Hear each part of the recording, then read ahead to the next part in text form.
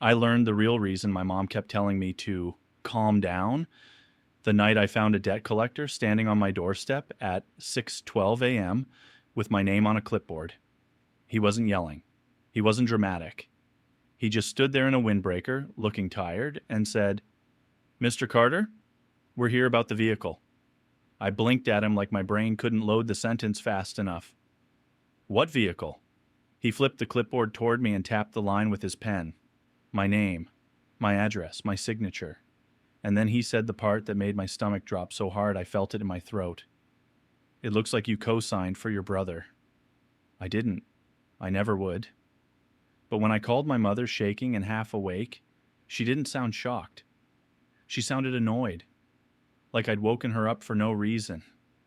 And that's when I understood this wasn't something that happened to my family. This was something my family helped happen to me.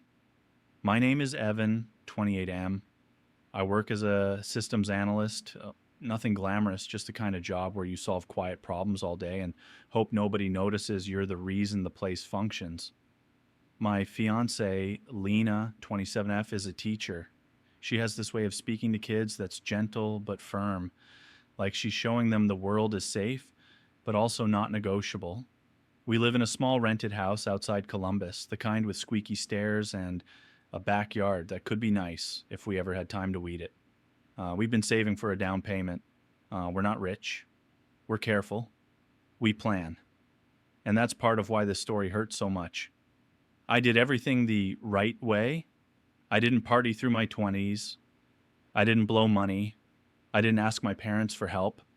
I built my life like it was something fragile that needed protection. My family, though, has always treated my life like it was a resource they could borrow against. I have one sibling, my older brother Dylan, 30 same. Dylan is charming in a way that makes strangers like him instantly. The kind of guy who can walk into a room and start telling a story and everyone leans in. He's also impulsive. He's always been. In high school, he'd skip class and somehow still get away with it. In college, he'd take a semester off and never really go back. He'd start jobs and quit them when the boss didn't respect him. And my parents, especially my mom, covered for him like it was their job. My mom, Carol, 56F, is one of those women who calls herself a giver. She feeds you. She offers to do your laundry. She says she'd do anything for her kids. But what she really means is she'd do anything to keep the story of her family intact. My dad, Mark, 58F, yes, weird typo in my head, he's 58 me, has always been quieter. The peacekeeper. The man who sighs a lot and says things like, "Let's not fight," as if conflict is the problem and not whatever caused it. Growing up, Dylan was the weather. When he was happy, the whole house felt bright. When he was angry, everybody adjusted. I learned early that if I stayed calm, if I didn't need too much, if I didn't make trouble, the storm would pass faster. So I became the easy son, the one who didn't ask for much, the one my mom bragged about to neighbors like a fun fact. "Evan's so responsible," she'd say. "Evan's always been independent." It sounded like praise. It was actually permission to neglect me. When Lena came into my life, she noticed things I'd trained myself not to notice. Like how my mom would call Dylan 3 times a day but text me once a week. Like how family dinners were mostly about Dylan's latest plan, Dylan's latest problem, Dylan's latest need. Like how whenever Dylan did something wrong, my mom would say, "He's struggling." And whenever I reacted, she'd say, "Why are you so sensitive?" The first time Lena heard that, she looked at me afterward and said, "That's not normal." I remember shrugging like it didn't matter. "That's just my mom." Lena's eyes were serious. "Your mom is using you as the stable one so she doesn't have to face what Dylan really is." I didn't want to hear it, because hearing it meant I'd have to do something about it, and I didn't want a family war. I just wanted peace. So I kept the peace. Until the morning that peace knocked on my door, wearing a windbreaker and holding a clipboard. After the debt collector left, after I told him truthfully, I didn't co-sign anything, and he frowned like he'd heard that before. I stood in my doorway with cold air pouring in, staring at my own porch. Lena came down the stairs in pajamas, hair messy, eyes barely open. Who was that? I turned and I felt my voice shake. Someone says I co-signed for Dylan. Lena's face changed instantly. Awake. Sharp. What? I didn't, I said. I didn't sign anything. Lena stepped closer, lowered her voice like the walls might hear. Are you sure it's not identity theft? The word made my stomach twist. I don't know. Lena grabbed her phone. Call your brother. My hands were shaking so hard I almost dropped mine. I called Dylan. He didn't pick up. I called again. Straight to voicemail. I called my mom. She answered on the third ring, voice thick with sleep. Evan? What's wrong? I said it fast, like if I slowed down I'd start crying. There was a collector here. They said I co-signed for Dylan. Silence. Then my mom exhaled like I'd told her the trash wasn't taken out. Oh, she said. My throat tightened. Oh, what do you mean, oh? Mom's voice went defensive instantly. Don't start, it's early. I felt heat rise up my chest. Did Dylan use my name? Mom snapped. He didn't use your name. He needed help. My hands went numb. Lena stood beside me, listening, one hand covering her mouth. Help? I repeated. With what? Mom sighed. He was trying to get a reliable car. He needed a co-signer. He doesn't have the credit. So you forged my signature? My voice cracked. Mom, what did you do? Mom's tone sharpened, the way it always did when she wanted control back. I didn't forge anything. I signed. You would have said yes if you'd understood. I stared at the wall like it might explain this. No, I wouldn't. Mom scoffed. Evan, don't be dramatic. It's your brother. There it was. The magic phrase. As if it erased consent. As if it erased legality. As if it erased my life. Lena whispered, furious. Tell her she's out of her mind. I swallowed hard. Mom, you can't do that. Mom said, slow and cold. I already did. My chest felt tight. You committed fraud. Mom's voice rose. Oh my God, listen to you. Fraud. Like we're criminals. Dylan needed a car to work. Then you co-sign, I said. We can't, she snapped, and I felt something click. Why? I asked, voice shaking. Why can't you? Silence again. Then, quietly, my mom said, because we already did. Twice. Lena made a sound like she'd been punched. My brain tried to catch up. You co-signed. Twice. And he still needed another. Mom's voice turned hard. Don't judge. You don't know what it's like. I laughed, a short, ugly sound. I don't know what it's like because you never let him face consequences. You keep catching him. Mom snapped, I am his mother. And you're mine, I said, and my voice broke. So why do I feel like you'd sacrifice me to save him? Mom didn't answer. She just said, clipped, I have to go. And she hung up. I stood there shaking, phone in my hand, feeling like the floor had shifted underneath my entire childhood. Lena took my phone gently and set it down, like it was something dangerous. Evan, she said softly, we're calling a lawyer. I stared at her. I don't want to ruin my family. Lena's eyes were wet but fierce. Your family already ruined something. They used your identity. They put our future at risk. Our future. The down payment. The house. The wedding plans. Everything we'd built carefully. I felt this wave of panic so strong I had to sit down on the stairs. I don't understand, I whispered. How could my mom do that to me? Lena sat beside me and said the sentence that made my throat burn. Because she thinks you'll forgive her. The next few days were a blur of phone calls and paper trails. I called the lender. I requested documents. I asked for copies of what I supposedly signed. I learned there was a loan in my name connected to Dylan's new SUV, an SUV I'd never seen. When the documents arrived via email, I stared at the signature line until my eyes hurt. It was my name, but it wasn't my handwriting. It was close enough to fool someone who didn't know me, but I knew my signature. I signed the same way every time, with a little loop on the E, because my third grade teacher told me it looked professional. This signature didn't have the loop. It was my name, written by someone who'd watched me sign a birthday card. I felt nauseous. Lena stood behind me, hands on my shoulders. That's not you? No, I whispered. It's my mom. My mom had access to my information, social security number, old documents, everything. She'd kept a file cabinet of important papers my whole life because she liked to be organized. And suddenly her organization didn't feel like care. It felt like a weapon. I tried calling Dylan again. He finally answered on the fourth attempt, voice casual like we were catching up. Yo, he said. What's up? My throat burned. Did you know Mom signed my name on your loan? A pause. Then Dylan chuckled like I'd asked something silly. Dude, relax. Relax, I snapped. There are collectors showing up at my house. Yeah, because the payments got behind, Dylan said, like it was a minor inconvenience. I felt my hands shaking. You're behind on payments, Dylan sighed. It's been a rough month. What month? I demanded. It's been like always. Dylan, you used my name. Dylan's voice turned defensive. I didn't use your name. Mom handled it. So you knew. Dylan snapped. Evan, you're acting like we robbed a bank. It's just a car. It's my credit, I said, voice cracking. It's my life. Dylan paused, then said quietly, You have it easy. You always have. That sentence hit me like a slap.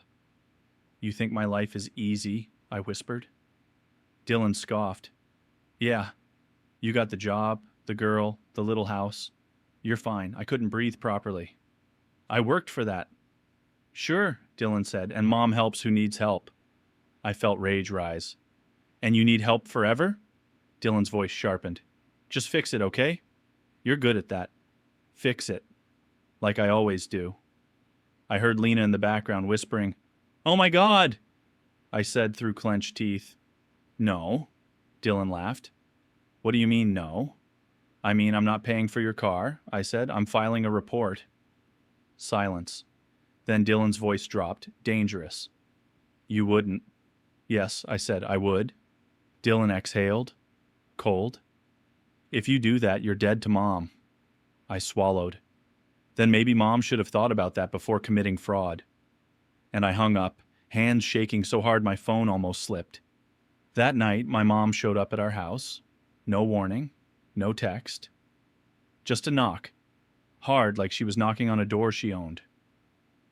Lena and I stood in the living room, frozen. Don't open it, Lena whispered. But I did because some part of me still had that programmed response. Respect your mother. Mom stood on the porch with her arms crossed, hair perfect, eyes sharp. You're making a huge mistake, she said immediately. I stared at her. You forged my signature. Mom stepped inside like she belonged there. I did what I had to do. Lena's voice was shaking with anger. You had to commit a felony? Mom's eyes snapped to Lena. Stay out of this. Lena didn't flinch. This is our home. You don't tell me to stay out. Mom looked at me. Voice softer now. Manipulative. Evan, honey, you're overreacting. Dylan is in a hard place. I laughed, bitter. When is he not? Mom's face hardened. You don't understand how much he's struggling. And you think I don't struggle? I said, voice rising. You think saving for a house isn't hard? You think planning a wedding isn't stress? You just don't care because I don't fall apart loudly. Mom's eyes narrowed. Don't talk to me like that. Then don't treat me like a tool, I snapped. Mom's voice rose. Tool? Oh, please. You're lucky you have a brother who needs you. Family gives purpose. Lena made a sound of disbelief. That's insane. Mom glared at her. You're turning him against us. I felt my chest tighten. No, Mom. You did that.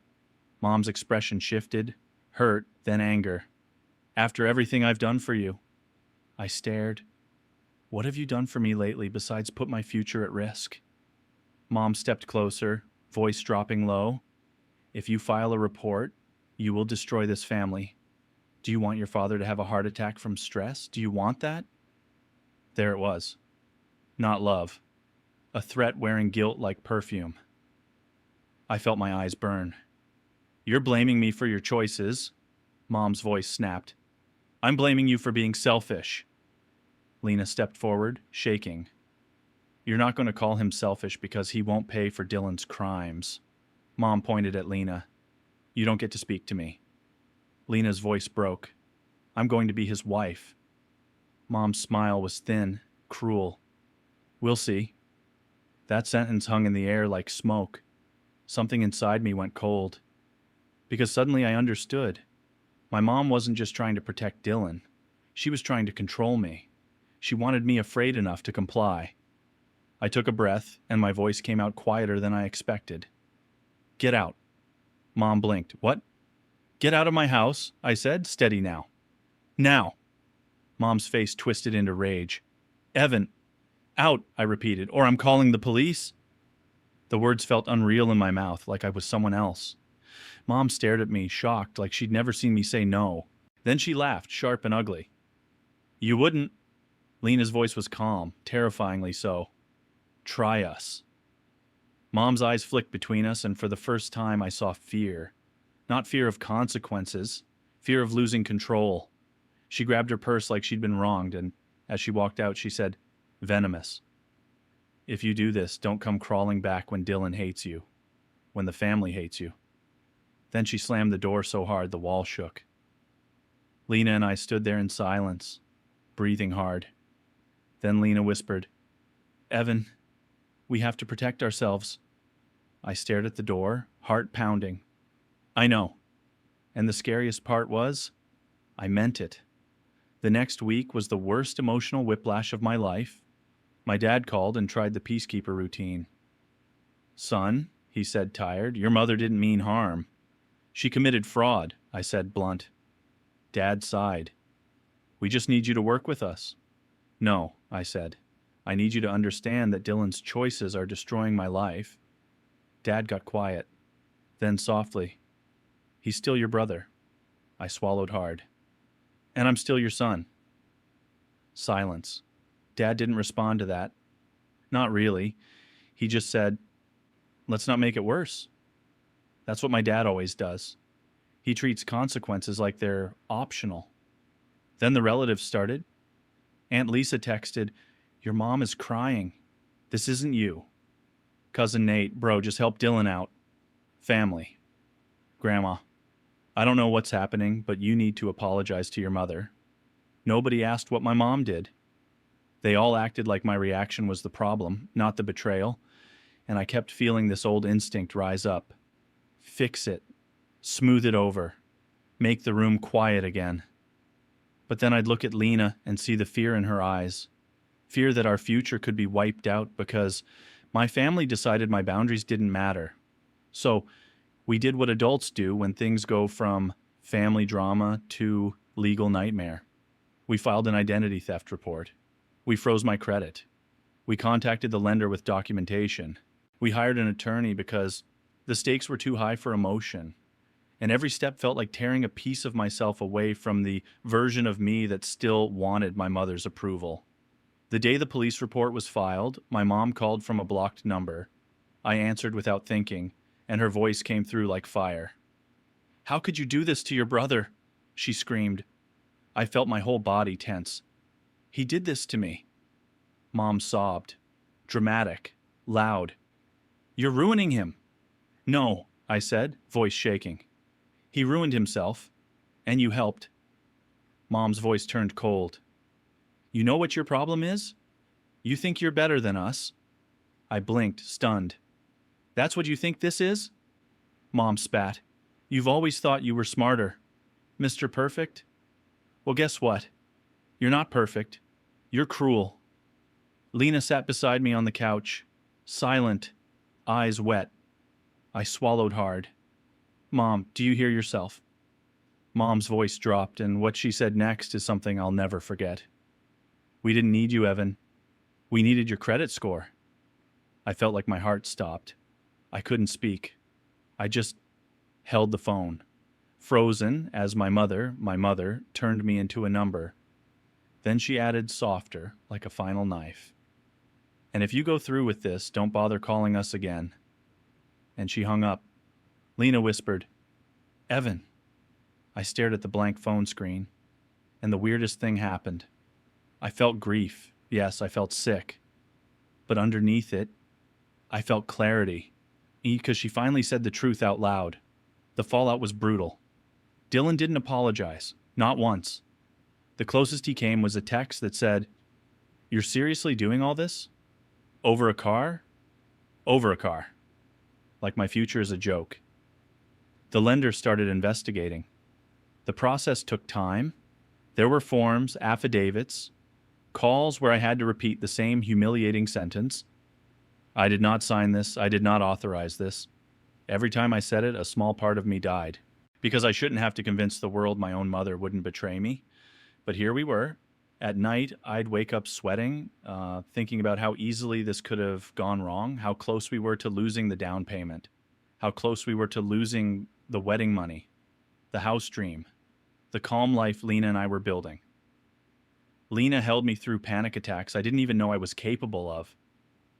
One night, she said quietly, "I need to ask you something." I nodded, throat tight. She looked me in the eyes. "If we have kids someday, would you let your mom do this to them?" The question hit me like ice water. I opened my mouth, then closed it. Because the honest answer, before all this, might have been, "I don't know." And that terrified me. I whispered, "No."